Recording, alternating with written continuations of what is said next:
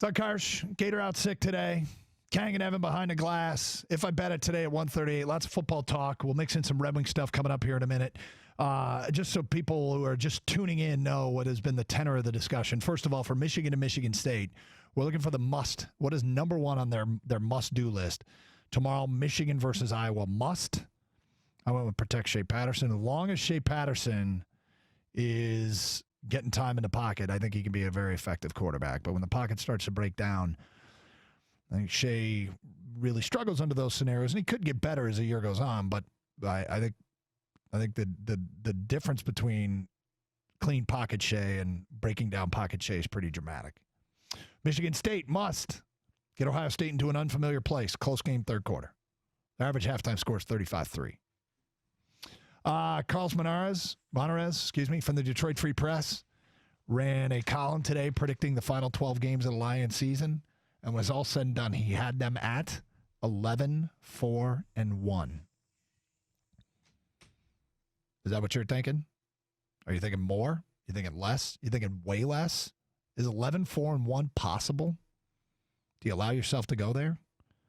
Do you expect the big collapse coming? Do you think they're better, but maybe just a 9-win team? Where are you at? 248-539-9797. And we got the Tom Brady thing we've just been taking calls on. He's revealed this week that he has worn the same shoulder pads since his freshman year at Michigan.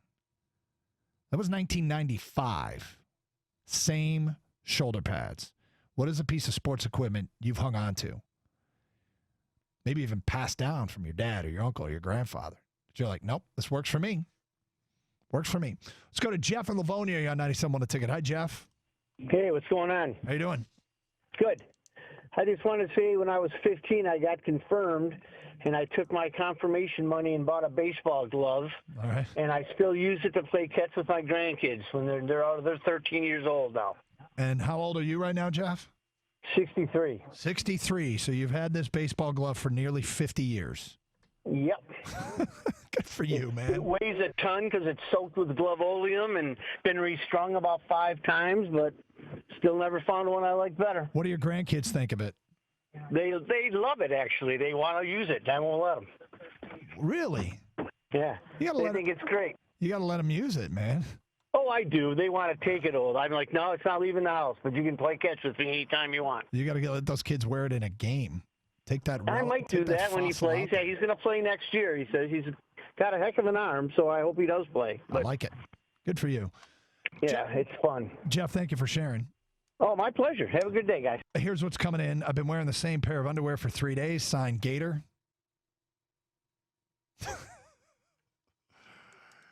Oh, Gator. Every 90s Pearl Jam shirt ever, I still wear them. Drives my wife crazy. I still hunt with the same compound bow I bought in 1990. Mile Killer Legend XRG. Wait, you got a 1990 Mile Killer Legend XRG? I have an old double barrel 20 gauge I use for rabbits. My grandpa bought it in 1932. That's from Fat Mark and Troy. We got a lot of Fat Mark texters, I believe. Unless it's the same guy just driving around. You think Fat Mark is... I swear there's a Fat Mark in Novi and a Fat Mark in Pontiac. Well, this is Fat Mark and Troy. See? Do you think Detroit leads the country in Fat Marks? We're always on top of that unhealthy list. Something to be proud of. I bought a Wilson 2002 left-handed glove in 1975 at Suburban Sports in Southfield for freshman high school baseball. Still have it. Perfect. Use it all the time. You know what's funny about the whole baseball glove thing, too? Is having kids that play baseball. Kids are always excited to get new equipment. My oldest learned quickly. You know, he had a glove he loved, wanted a new glove. God, I want to get a new glove. We got him a new glove. Like, you don't need this, but if that's what you want, and it was birthday or something, we got him a glove. And he's like, wait, I got to break this thing in. And it didn't take long before he was back with the old glove. The glove is literally the sports equipment that once you got one, you like it, and it's broken in, you can use it forever and probably should. Right? You see, you want a new bat, you need new cleats. Kang, you have a tennis racket that's older than dirt. Like, some of that stuff should be replaced. The baseball glove, when you get one right, it should be a final. Like, that's it. This is it for the rest of my life. You absolutely keep that forever, yes. You have to wear break them in, like you said, and then that's it. I think my oldest got a new glove between his freshman and sophomore year, and he might actually use it this year, his senior year. 248-539-9797. John in Wyandotte. Hi, John. Good morning. I still have a 110-pound barbell set my grandfather bought me when I was 12 years old, and that was 1962. Nice. And I still have it because weights are always good. They never change. And I still use it today, to this day, and I'm going to be 70. And I used to be a fairly accomplished power lifter, and my bench press was like way up there. And now that I'm getting older, it's coming down the other direction. But I still got the weights, and I still use that same barbell set, for different exercises that I had since I was 12 years old. That's kind of awesome. And we need to talk about working out at 70. Look at you. Yeah, well, my bench is still not too bad for my age, so, What is it? What do you bench, bro? 250. Wow. Yeah, that's not but bad. I used to do 420, but now that I'm getting old, it's going fast in the other direction. Gotta be honest, John, you've been getting old for a while, and 250 is pretty impressive. Well, thank you. But I just thought that because that's the way weights are. Weights are always good. They never, you don't have to do much to them. They might rust a little bit. You can always repaint them, but they never change. And that still looks as if it's a York barbell set. Like it. All right. Hey, John, thanks for sharing. All right. Thanks. Bye. Yep. 250, Kang. 250 is more than impressive at 70. My God. Kevin Durant couldn't lift the bar at the NBA Combine, which was, I think, at the time, like 185 or something. Your daughter is almost a year old. Yes. I remember when she was born, you told us you haven't been to the gym since she was born. Is that still true? They have done a wellness check on me. My gym has called my house to make sure I'm okay. So, no, you haven't been to the gym since? No, man. I drive by all the time, though. I just want to see if you can go max out at 250. No. I'm skipping leg day, chest day, arm day. Just skip it every day. I might have to see. I haven't tried a max in a while. I don't even know what it is. It's okay to do 35 pounds, dude. What's that? The bar is like 35, right? 45. Oh, okay. So you got 45 under you. I know I can do 45. Mr. Darren McCarty wanted to let us know a few things. He said Brendan Shanahan used his junior shoulder pads all the way through pro. Wow. And he says he has a Copperall girdle only him and Marty LaPointe used. He still uses it in the alumni games 20 years later. I bet that thing smells just peachy, huh? Oh, Darren. And you know what's crazy about that is, honestly, like, these guys could obviously get whatever they want and probably free. But once you got it dialed in with what you like, yeah. Well, and here's the thing, too, is once they get what they like is that they have the people on staff that can repair them at all times, like whatever it is, so they can always keep going back to them. That's great. All right, speaking of hockey, we said we get to some hockey talk. Red Wings start the season tomorrow night at Nashville. Now, a couple things about this. I feel like the Red Wings are just simply the hockey version of the Tigers. And by that, I mean, are we going to be more interested in the minor leagues than we are in the big club? And by we, I guess I mean us on this show. If you're not, that's fine. But, I mean, the first-round pick this year, Sider, starting in Grand Rapids. Zadina, last year's pick, Grand Rapids. Veleno's in Grand Rapids.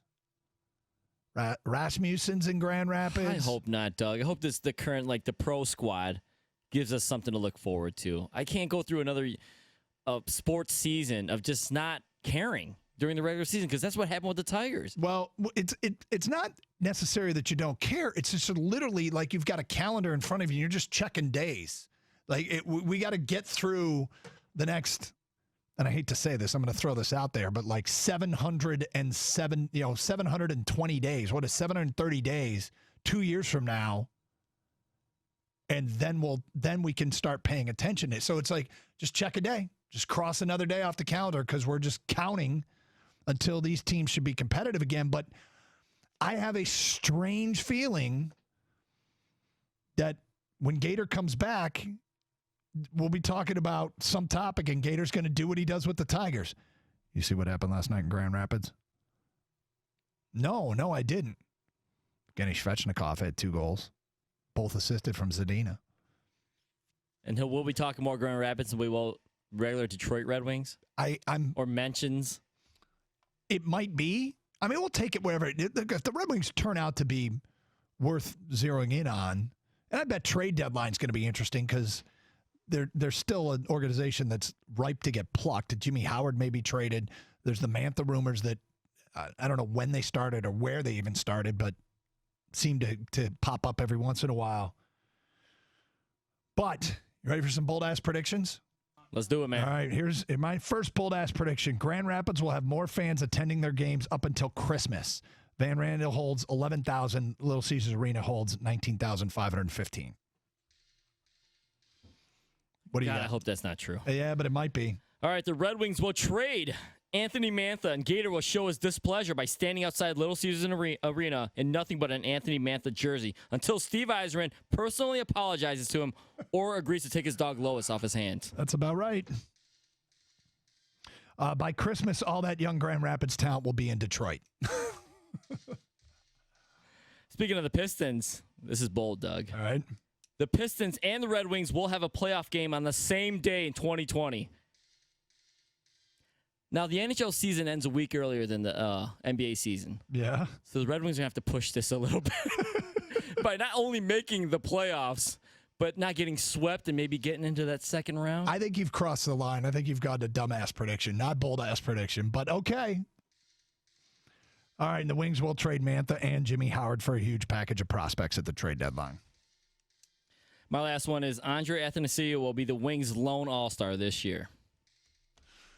All right, get them in. Text us at 97136. Bold-ass Red Wing predictions. We will, of course, keep them until the end of the year and then revisit them at that time. It's Karsch and Anderson. Open lines. We'll get to more of your phone calls coming up. If you missed a bold prediction from a local writer, we'll get to that today at 12:05. 97.1 The Ticket.